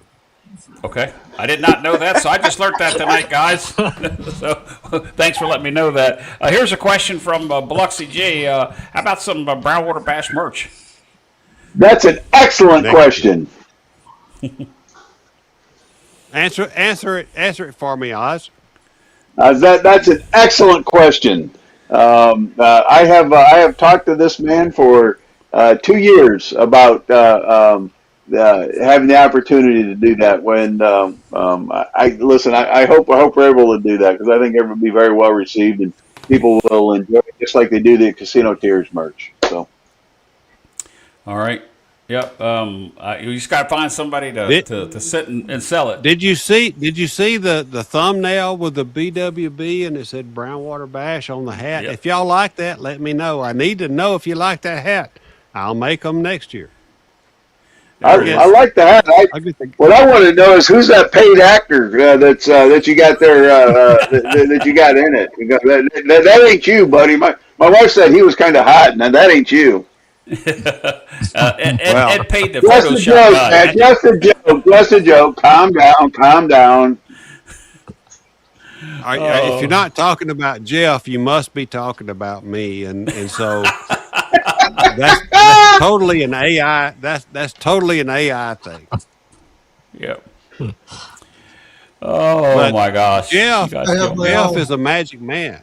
You know, I mean, if you think about that heart song, he's a magic man. Lou's already That's put Jeff. in some work. Hey, Lou's yes, already hey, put in Lou, some work, and fellas. Started working on it next year, Jeff. Look at Lou. He's already Yep. got it going. He got the Hey. glasses. and I failed to mention this, and I wanted to, and I've said this to him personally, but Lou, man, thank you so much for those rocks glasses that you put together for me. I mean that from the bottom of my heart, man. It really meant a lot getting those. Thank you. I have my tumbler up there that Lou It was gave my me, but I pleasure can't reach it making from here. Yeah. Yeah, he made me a tumbler. I got a 20 or 24 ounce, maybe even bigger than that tumbler. It's up there with my memorabilia up top of shelf up Lou there. got better gas mileage going home. Yeah, he definitely does. Yes. Hill Well, than that's he because did driving downhill to Biloxi. that's because his I was a lot lighter. because his one way U-Haul rental to haul all the stuff he made for everybody, he could drop it off at Biloxi and he was able to drive home in a regular vehicle. Yep, that is true. Yeah. Yep. Yeah, I want to thank. I had a blast. You know, a couple of you guys mentioned. I know. Several of you mentioned Sideshow Gamble. It was an honor and a pleasure to meet with him. Yes, it was. There. It was his first time coming in. I mean, he is a active military person that serves our country in the United States Army, and I appreciate him and what he does. And not only you, Lee, have a contact with him from the past, but he and my father also have a contact Oh wow! from what he does in the military, because my father worked for the government and helped develop some of the stuff that he deals with, and he knows the story, and I appreciate him very much. I had a blast Wow. meeting Wow. him, playing with him. It was fantastic, and so I'm glad he came down, and I hope he never misses another one. You know, maybe February 30th is questionable, but you know, whatever. Sideshow, I'll get you the right date. All right. Let's see here. There's no script. Does anybody have something that they would like to talk about? One last thing, and you talk about stories, and it just came to me when I saw that picture of Sarge, and I just wanted to mention this story. We were, I think it must have been Friday night, might have been Saturday night, I can't remember. We were on that table after, I think it was Saturday, after the meet and greet, and I was all the way down in the hook. Sarge, was next to me. 220 inside was next to him. And there might have been somebody. So we were really jammed in there. And Sarge and I ended up having to share one slot for our chip rail. So I took the back slot and he took the front slot. Well, Sarge, listen, and I told him he's the only guy I can let do this, but he would throw, then he'd reach down and he'd bet with my chips. I said, Sarge is using my bankroll again. And he'd say, oh shit, how much did I bet? They would give me, and then I sat there and watched him, and he'd collect it and put it in my bankroll. I said, Sarge, that money's yours. We got so confused doing that, but it was a good time. And like I said, I absolutely I love that guy. He's a great friend and a good person to be at a table with. I think he got you loosened up because I think that particular time he got you loosened up because you had a hell of a roll during that session, I think, too. Yeah, I did all right. I had 3 great rolls that I consider great for me because I'm pretty much a hack a lot of times. But anyway, I really enjoyed I enjoyed three very productive rolls that weekend.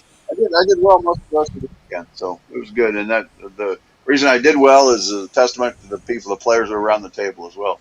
I was on the table for you Yank, a great roll. I think Lou had a very high teen or low 20 roll one time when I was on. I made good money there, and I didn't get a chance to play much except for the private tables with Ed. And but like you can always count on Ed coming through for consistent rolls that you can always put money in your bankroll on, and same thing with Jeff. So yeah, I can't tell you how much I appreciate just the opportunity hanging out with everybody, not just people on this screen here, but everybody that showed up that took the time to at least to seek me out and talk to me. It means a lot. Well, is anybody else have a story that they would like to tell? I just got the one. Ed kind of premised it a little while ago.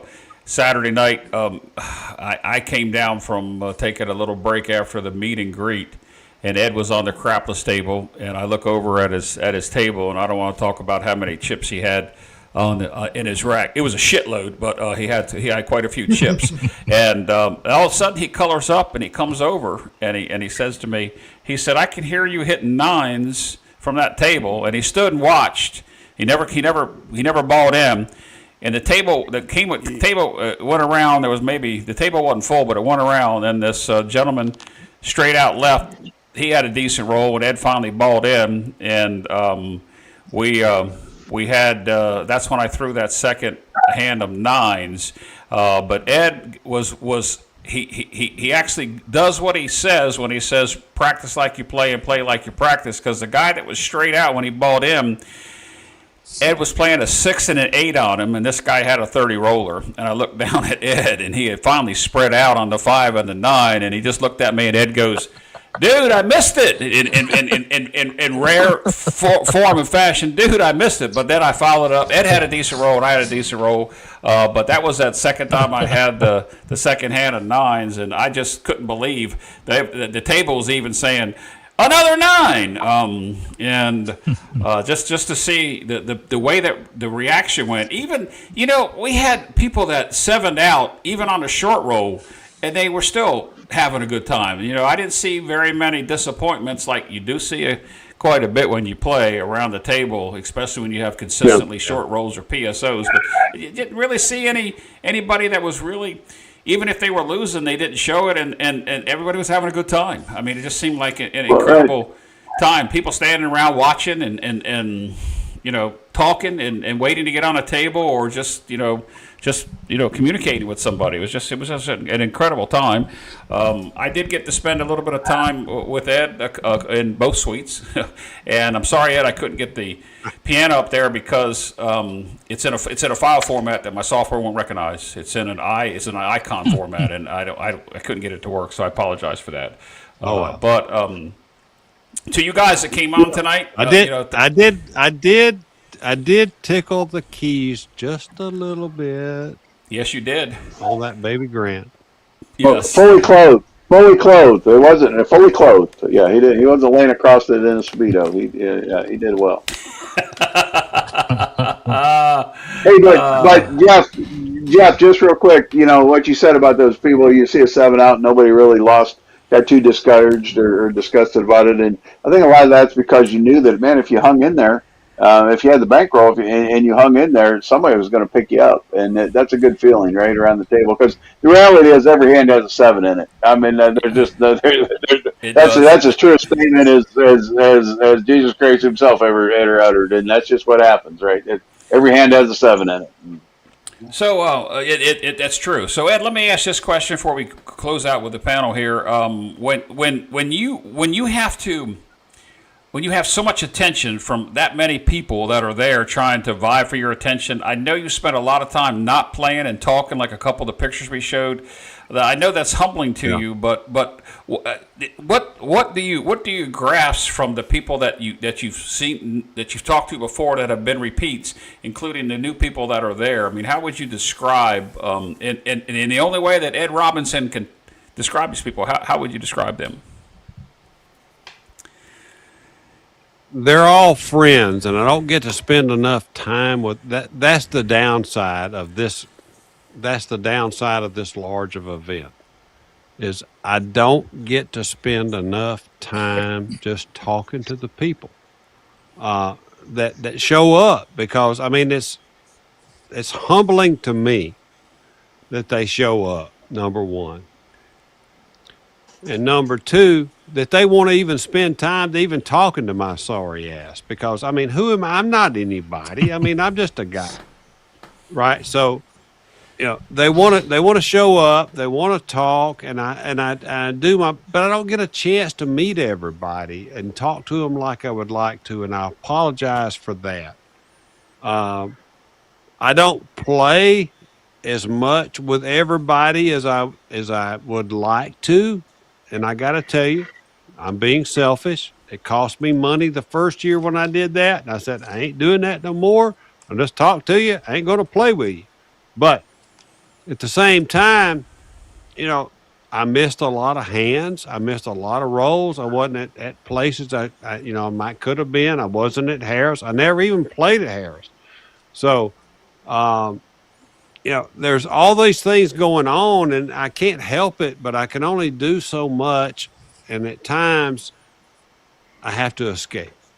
And I hope you understand that. There are times during that weekend or that 3 or 4 days when I'm there, it's just got to go hide for a little bit, just kind of regroup and then go back out and get in the rhythm with people. And I try to play, but look, I did my best. I had more tables for people to play on a reserve basis than you can have. I had the private table. Who in the hell gives away a private table, dude? I mean, I'm like, I can't play it. So let's just give it to the people. Try to find a way. We had that stupid, the cards that we tore in half, and you take a half and we'll take a half, and we're going to draw out a half and it matches. Yeah. So, I mean, we gave away a private table, 2, 3 flights, and then anybody else when anybody taps in, you can tap in. I mean, that's all I could do. I couldn't think of any at that point in time. I couldn't think of anything else to do but to let the people who showed up enjoy it and play with each other. A few of you got to play with me. I got to play with a few of you, and I appreciate that. But the main thing was the camaraderie of the whole freaking weekend was fantastic, and everybody got to make new friends and people they could go play with somewhere else. Yep. That's what it turned into. That's what it turned into. Yep. Well, guys, it's been an interesting recap. I don't know that we actually got to share some of the stories that we probably said that we were going to be able to tell, but I think if you watch the whole show or some of the show, you'll see that the event was just so well managed, not from a standpoint that Ed's the manager, but everybody was just so so well mannered, and everything went well. The reserve tables, as Ed mentioned, were incredible. That we didn't have to really. If you were there to get on, it was nice. If you came too late, like I did Saturday night, I didn't get my spot. Thank you there, Rick. But it all worked out. I mean, it went really nice. And so let's go around the panel here. Did you have something else you wanted to say? You look like you had something on your mind. No, go ahead. Go to Oz and then go down, and we'll go back. All right, I was going to do it the opposite way, but we'll do that way. So Oz, just sum up. I know you probably already said it, but any highlights that you may have, or any words of wisdom that you might have for Ed or me or any of the other people. No, I just like I said, I've been to every one of these. So I started back at the very first one, just like you, Jeff, and I can tell you that each one has gotten better.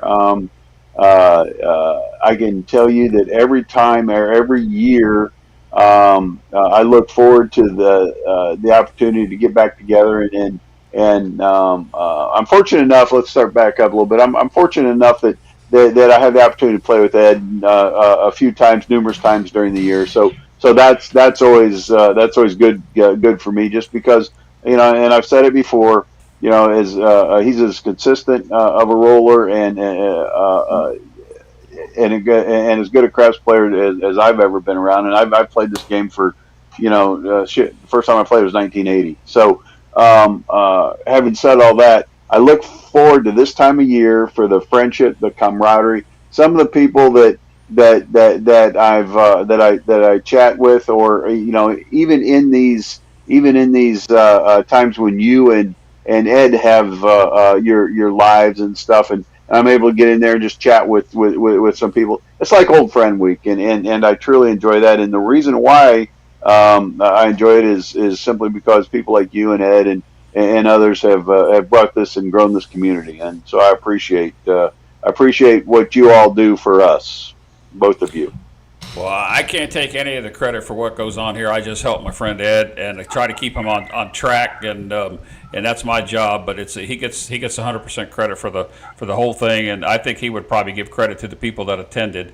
But yes, that's very well put. Let's go on over to Lee, Dr. Yank. What do you have any final words? Actually, I had some disappointment.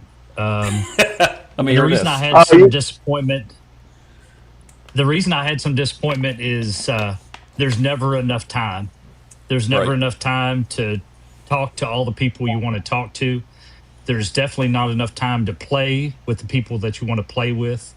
Um, and I wouldn't even begin to compare the stress of trying to put this together that Ed has. Um, but you kind of feel some of that when you're wanting to spend some time with friends from this area or that area or this area, and new friends that you've made, new acquaintances that you have, people that you're trying to even to deepen relationships with. You just don't get an opportunity, and every moment that we're there over that weekend is really, really precious.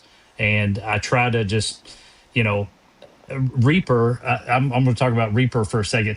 I don't think that dude slept more than about 2 hours the whole time we were there. He was playing 24/7, and Wow. it was just amazing. I mean, he was not going to let any opportunity go, and I understand that, and I appreciate that feeling because what you guys have created is really special. Just to echo what Oz was saying, the people that are a part of it are like no other group of people that I've ever met in my life. And I just consider it a privilege to be a part of this community. Just to be able to meet the folks from all over the United States and to make relationships and build relationships is just really, really special because I mean that's what we're here for is to be in relationship with people. And it just so happens we get to have fun. And a lot of times we get to make money when we are a part of this relationship. But just treasuring every moment is what I mean, when I plan these trips, I think about what value I'm going to put on my time because for me, that's where it all counts. All right. That's nice words there. And how about you, Lou? Wow, it's hard to follow that up with Lee. I concur with what Lee said. The community has helped me so much emotionally. A lot of the guys in this community, especially my little inner circle, know the circumstances, how emotional that the community has got me where I am today.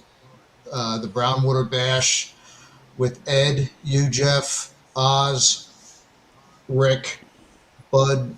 There's so many, as well as the Atlantic City group. I appreciate them all, and meeting the new people and putting faces on names is great, because without knowing who they actually are, all you have is a name. And then when you meet them for the first time, it's such incredible. It's like you've known them your whole life, and you just, like other people say, you just pick up a conversation and off you go. It's a great community, and like I can't thank them enough, and I can't thank Ed, Jeff, Oz, Rick, Lee, G. Unfortunately, he didn't make it. El Toro, another one, great man, and spending time with Mark as well, and Chris, Bud. There's so many of them. Well, there are I'm a lot sorry of if I legends left a of few this out. game. There are a lot Say of that legends again, of Oz. this game. I was going to say there are a lot of legends of this game, and we're very fortunate to. This is, in my opinion, they talk about the heyday of this whole of the game being 20 early this century. The reality is, for relations and what this community is, it's happening right now, and you guys, like I said, Ed and Jeff and some of the others are the reason. So, yep. Yeah. Well, all right. Well, Lou, I appreciate those fine words. There's a comment here from my good friend Clay, Lou's good friend. Want to know about the food, and only Clay would ask that question about the food. And this year, Clay, I didn't have a lot of time to spend eating, and if I had any memorable portion to the food, would be the breakfast that Oz cooked Saturday morning for us, and probably my last night there with Ed sitting at the bar at the Oyster House, just him and I sitting up at the bar and just having a light.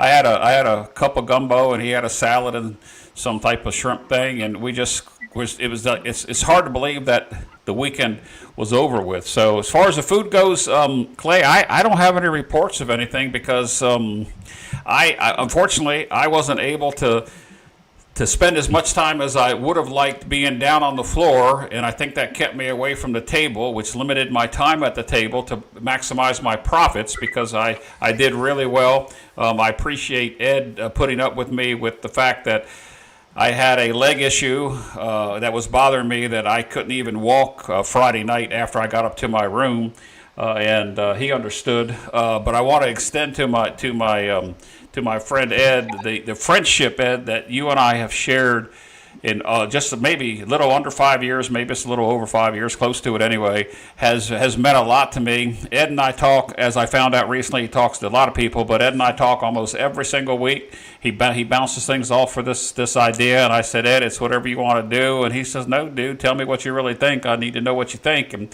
And the friendship that he and I have and have developed has meant a lot. We share more in common than just craps, which I think a lot of people in this community do. When you sit there and you sit around in a huddle or a group of people, you're not always talking about the game of craps. Because if I could get a dime for every story I heard, I used to say this when I played poker. If I could get a dime for every bad beat story I heard, I'd be a millionaire. But you always hear about the bad stories. But it's nice to sit there and listen to people talk about things other than craps when we're sitting there playing.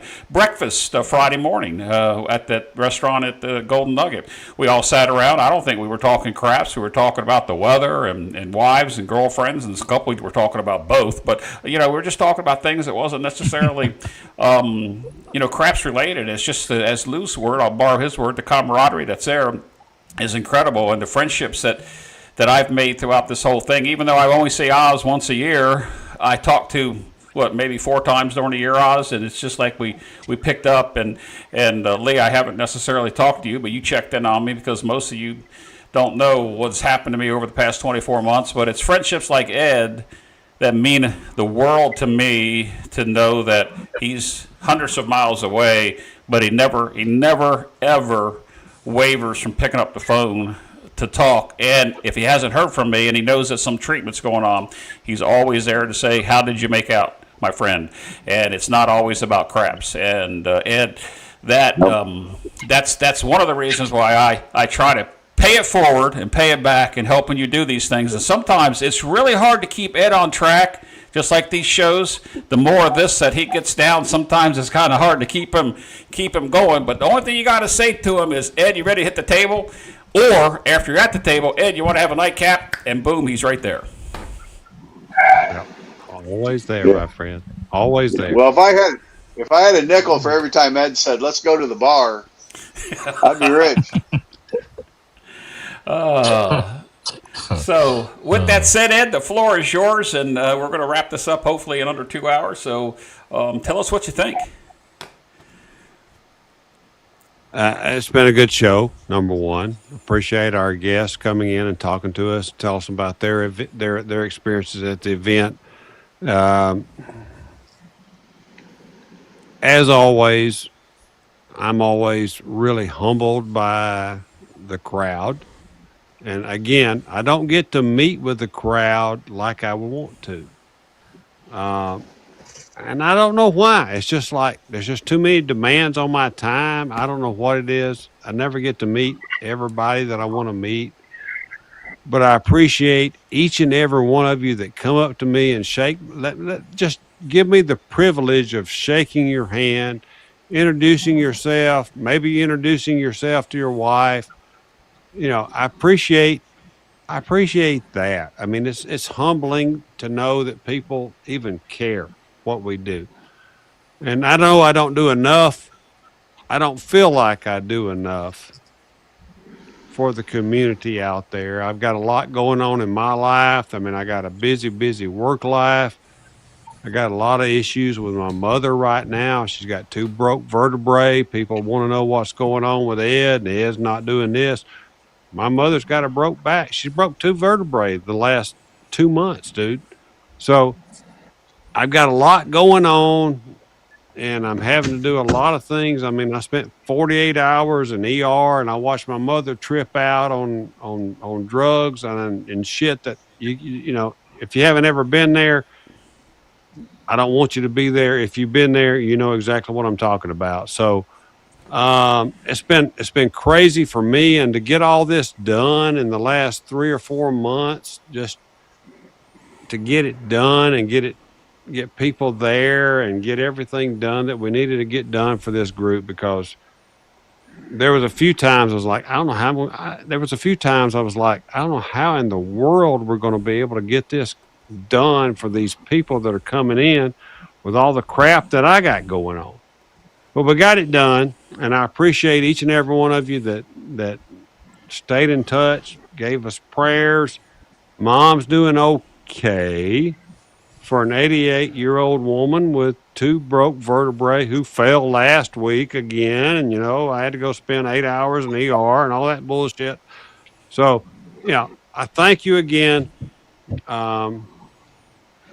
February 30th and 31st is the dates for 2026. Book your airline. Book your flights. Anthony, I hope you booked your flights and you booked your room, because you're the son of a bitch that maybe picked those dates. Yeah, he did. Long time ago. Yeah. So, we're going to probably I'm already thinking about what can I change. And I'm probably going to change some things next year, and some people are going to like it. Some people are going to not. I don't care. We're just going to change it. We're going to see what happens. Carolina Reaper, great guy. Appreciate him. Appreciate him showing up. There's so much going on in our real lives, and you're trying to throw this together and you're trying to put this together, and it worked. It worked. We had a great group. We had a great crowd of people. I thank each and every one of you. I enjoyed meeting Airborne Aces from up there in the AC. We had a few guys that were supposed to come in, and all of a sudden they had to cancel. And I've talked to a couple of them. I understand why.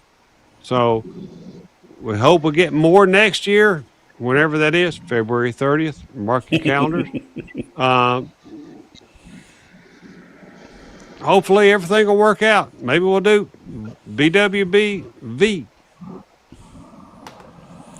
All right. Well, guys, I appreciate everybody coming on the show tonight. The panel was short and sweet. Oz, to our special friendship, I appreciate everything you do for Ed, for this event, and for everything that you do behind the scenes, and most people don't realize that. Lou, incredible work that you did throughout the year, but also to keep Ed on track with who the people were that he didn't meet yet that you were doing around. Sweet Lou's like the ambassador of this community. You know, he's just, if he doesn't even know you, he's gonna say, "Oh, well, this over here is Santa Claus, and he's a member of your channel, Ed." But I've not met him. He just was just so great. So Lou, I appreciate that. Yeah. And Dr. Yank, I appreciate the few moments that we spent time. To actually be able to talk more, most likely we were spending most of the time talking over at Johnny's place. But to your answering my dentistry questions that I actually asked him his opinion. I got free advice from a dentist that I didn't have to pay. So Lee, I appreciate that. So with that said, that invoice must have got lost in the interweb there. I gotta pay. Yeah, well, plus that next year he's bringing his Dremel tool, so get ready. He's going to give out some free some free work with a Dremel tool.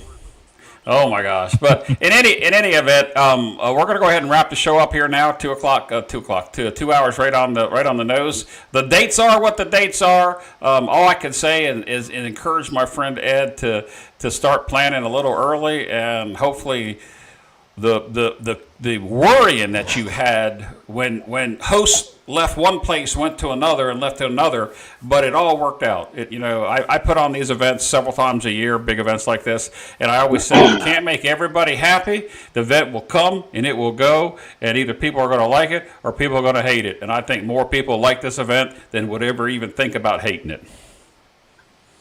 Agreed. So. I hope you're right, dude. We did the best we could do. We'll do the best we can next time, February 30th. So with this said, I'm going to do my tagline first. You can do yours. Lee, Oz, Lou, thank you very much for coming on. God bless each and every one of you that checked on. Yep, thank you. Each one, every one of you checked on myself and my girlfriend throughout the year. I thank you. God bless each and every one of you. Be safe, play smart, and Ed, it's all yours. Practice like you play, everybody. Play like you practice. Go roll to win. Could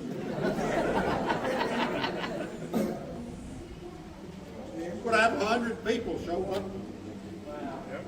I told you. I told you. So,